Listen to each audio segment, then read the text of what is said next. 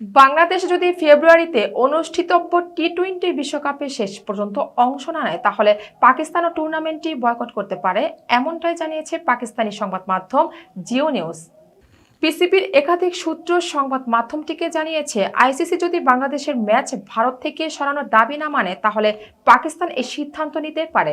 মূলত নিরাপত্তাজনিত কারণে বাংলাদেশের ম্যাচগুলো ভারত থেকে শ্রীলঙ্কায় সরানোর আবেদন পূরণ না হলে বাংলাদেশ সরে দাঁড়াতে পারে। সেক্ষেত্রে 2009 সালের চ্যাম্পিয়ন পাকিস্তানও বিশ্বকাপ বর্জনের পথে হাঁটতে পারে বলে জানানো হয় এক প্রতিবেদনে।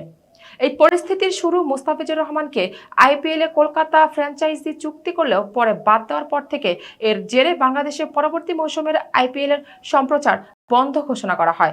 একই সঙ্গে বিশ্বকাপের ম্যাচ সহায়ক শ্রীলঙ্কার চাওয়ার দাবিও জানানো হয়। এদিকে আইসিসি বাংলাদেশের সেই আবেদন নাকচ করেছে।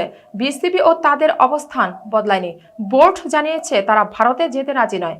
এই যখন অবস্থা, তখন বাংলাদেশ দুটি কঠিন পথের সামনে দাঁড়িয়ে।